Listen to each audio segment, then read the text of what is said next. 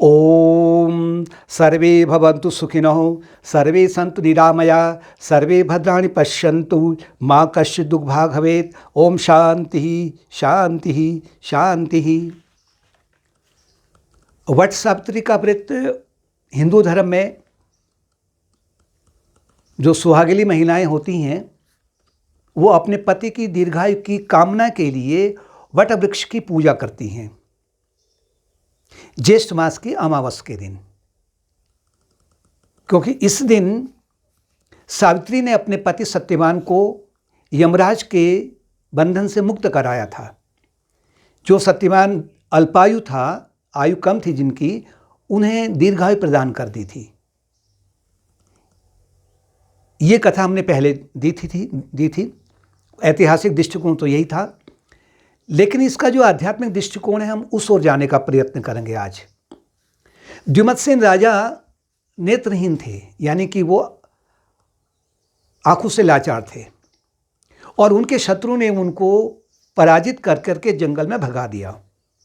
वो जंगल में एक राजा, जो राजा था, वो जंगल का जीवन व्यतीत कर रहा है, विपत्ति में, चिंता में, शोक में, कभी भूख में मिटती है, कभी नहीं मिटती है।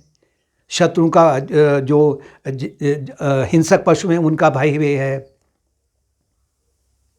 ऐसे ही जीवात्मा जब अज्ञान के कारण में शरीर से आसक्त हो जाता है, मोह से ग्रस्त हो जाता है, तो जैसे कि वो नेत्रहीन हो गया है, यानी संसार के प्रति उसकी आंखें पूर्ण रूप से खुली पड़ी हैं। लेकिन आध्यात्मिक दृष्टिकोण से वो एक प्रकार से नेत्रहीन हो जाता है।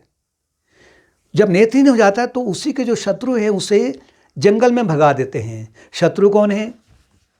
जब व्यक्ति अपने आप को शरीर जब मान रहा है तो उसके भीतर फिर क्या है कि जो काम है, काम बढ़ जाता है, क्रोध बढ़ जाता है, चिंता बढ़ जाती है, लोभ बढ़ जाता है, मोह बढ़ जाता है, आसक्ति बढ़ जाती है। ये शत्रु फिर उसे, जो जीवात्मा सच्चिद आनंद स्वरूप था, वहां से हटा देता है, यानी अपने स्वरूप को भूल जाता है, जैसे कि वो संसार रूपी जंगल में भटक गया है।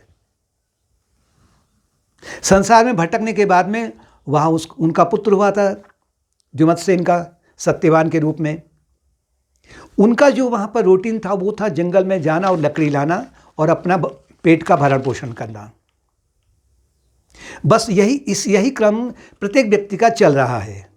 इस संसार रूपी जंगल में आकर के वो अपने कर्मों के जो कर्म की लकड़ियां हैं उन्हें काटता है, यानी सकाम कर्म है। उनके माध्यम से फिर वो अपने पेट को पालता है। अधिकांश लोगों का यही होता ना कि पेट पाल रहे हैं हम, तो अपना और क्या कर रहे हैं।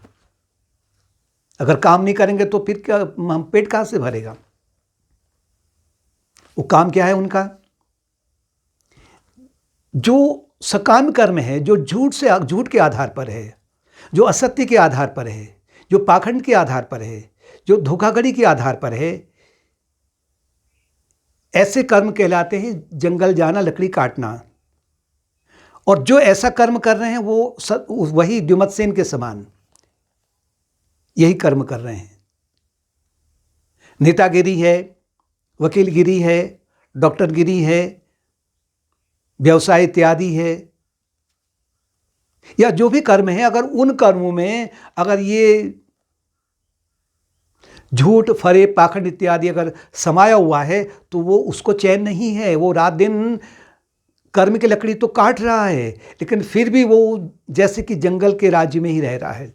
चिंता से ग्रसित है, मोह से ग्रसित है, आसक्ति से ग्रसित है, भय से ग्रसित है। जो सब वन में होता है उसकी कल्पना कीजिए।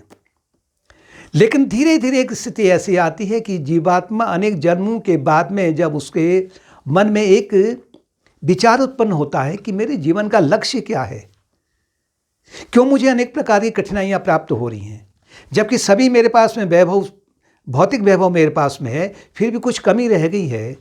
तो समझें कि उसका एक पुत्र हो जाता है जिसका नाम है सत्यवान, यानी विवेक शक्ति बढ़ जाती है। जो सत्य का सहारा लेने के लिए आगे बढ़ता है। और दूसरी ओर जो मध्य देश की कन्या थी, अशुपति राजा थे। अशुपति का तात्पर्य है कि अशु का मतलब है घोड़ा। जो घोड़े का स्वामी है, घोड़ा का प्रतीक क्या है? आध्यात्मिक क्षेत्र में मन को कहते हैं। जो मन का स्वामी है, जिसने अपनी साधना के माध्यम से, सत्संग के माध्यम से, जिसने अपने मन पर नियंत्रण करने का प्रयत्न किया है, या कर रहा है, या कर लिया है। मन को भौतिकता की ओर जो नहीं भटकाता है, जो मन की लगाम को पकड़े रखता है, वो राजा अशुपति है। और उनके घर में ही सावित्री का जन्म होता है, जो देवी लक्ष्मी की प्रतीक है। सावित्री प्रतीक है निर्मल बुद्धि की। अगर मन पर कंट्रोल है, मन पर नियंत्रण है, तो बुद्धि अपने आप निर्मल होने लग जाएगी। विचार किया है तो स्वतः ही जो जीवात्मा है वो सत्य की खोज में लगने लगेगा। लेकिन जीवात्मा अकेले सत्य की खोज में नहीं लग सकता है। जो भी साधन उसने अपनाने हैं, अलग अलग योग को अपना करके, उसके लिए उसको एक बुद्धि का सहारा चाहिए। यानी बुद्धि का सहारा लेकर करके और शरीर का सहारा लेकर करके वो तब आगे को बढ़ सकेगा। दोनों का विवाह होता है। यानी ऐसी बुद्धि फिर वो भौतिकता पर की ओर अपना रुझान नहीं ले जाती है। उसे भौतिक चकाचौंध में रस नहीं लगता है। सावित्री राजा के घर में जन्मी थी। राजा के यहाँ अनेक प्रकार के ठाट बाट थे, लेकिन सावित्री ने पति के रूप में सत्यवान को चुना था। यानी सादा जीवन और उच्च विचार, वो बुद्धि कहलाती निर्मल बुद्धि। उस बुद्धि को ये ज्ञात हो जाता है कि अगर ये बुद्धि संसार की इंद्रियों के माध्यम से ये संसार की ओर भटकने लगेगी तो फिर उलझन में पड़ जाएगी। यानी जन्म और मृत्यु के चक्र में यमराज के पाश से बंध जाएगी। तो वो जीवन उसे नहीं चाहिए। सावित्री को ये भी कहा था, नारद मुनि ने कहा था कि सावित्री, ये जिसको तू अपना पति मान रही है, ये पति तो अल्पायु है। सावित्री ने देखा कि सत्यवान में सरलता है, विनम्रता है, नैतिकता है, अनेक प्रकार के सद्गुण हैं, उन्नत विचार है। उसने कहा कि मुझे यही पति की आवश्यकता है। मुझे उस पति की आवश्यकता नहीं है कि इनके विपरीत आसुरी गुणों में संलिप्त हो और भौतिकता उसके पास में हो। मुझे वो पति नहीं चाहिए। सावित्री का विवाह हुआ, यानी कि जब जीवात्मा का विवाह निर्मल बुद्धि से होता है तब फिर आगे का जीवन बड़ा, आरंभ में तो बड़ा कंटकारी है, जंगल का जीवन है, लेकिन दोनों की सहायता से, यानी कि निर्मल बुद्धि और जीवात्मा जब एक हो जाते हैं तब फिर वही बुद्धि सत्यवान को यमराज के, यानी कि मृत्यु के भय से मुक्त करा देती है। सत्यवान की जब मृत्यु हुई थी तो यमराज आए थे सत्यवान के जीवात्मा को ले जाने के लिए। सावित्री पीछे पीछे चले गई है और सावित्री और यमराज के उस बीच में बहुत प्रश्न उत्तर हुए। सावित्री ने पूरा का पूरा आध्यात्मिक ज्ञान को सुन लिया अपने गुरु के माध्यम से। यमराज गुरु के रूप में हैं। जैसे नचिकेता ने कहा कि यमराज को, आप तो गुरु के हैं, आप तो मेरे गुरु के समान हैं, तो ये जो ब्रह्म विद्या है इसके अलावा मुझे और कौन सिखाएगा। तो सावित्री ने भी पूर्ण रूप से उस ब्रह्म विद्या को यमराज से पूरा सुन लिया, समझ लिया और उसको पचा भी लिया। यमराज का मतलब जो यमों के राजा हैं। यमराज को हम नेगेटिव वे में ले जाते हैं। यमराज एक परम गुरु के रूप में भी हैं।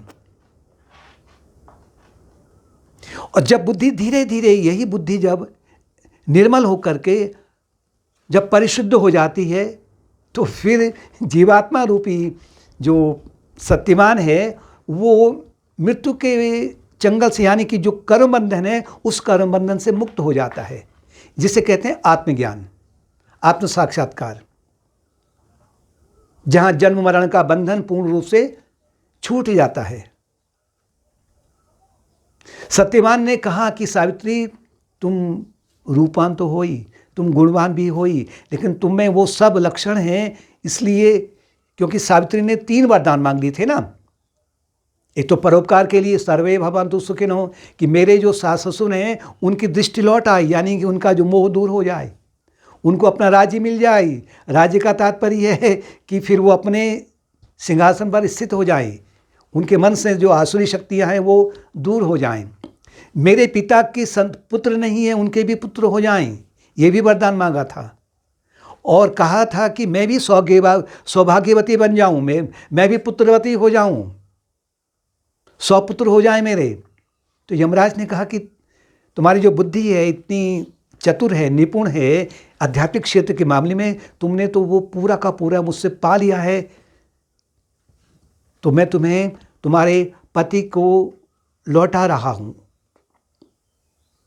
कहने का तात्पर्य है कि जीवात्मा फिर इसी जीवन में या इसी शरीर में जन्म और मृत्यु के बंधन से मुक्त हो जाता है। और जब तक उसके प्रारब्ध कर्म के रूप में है कर्म, तो शरीर में रहेगा, और जब कर्म समाप्त हो जाएंगे तो जीवात्मा तो अजर अमरात्मन है ही, सच्चिदानंद स्वरूप है ही, 3 शरीर से परे है, पंचकोश से भी परे है, उसकी न मृत्यु होती है न उसका जन्म होता है। वो अपने स्वरूप में जब स्थित हो जाता है, ये प्रतीक है कि सावित्री रूपी निर्मल बुद्धि ने जीवात्मा रूपी सत्यवान को वापस ले लिया। और नहीं तो ये नियम है सृष्टि का, जिसका जन्म हुआ है तो उसकी मृत्यु अवश्यंभावी है।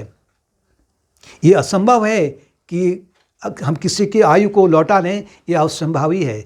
जब तक उसके प्रारब्ध कर्म हैं, उसके जीवन में अनेक प्रकार की विपदाएं आ सकती हैं। ऐसा प्रतीत होगा कि इसकी मृत्यु होने वाली है, लेकिन उसके ही जो कर्म हैं उसे कुछ अद्भुत चमत्कार से बचा लेते हैं। लेकिन जहाँ प्रारब्ध कर्म समाप्त हो गए, तो अगर शरीर है तो उसकी मृत्यु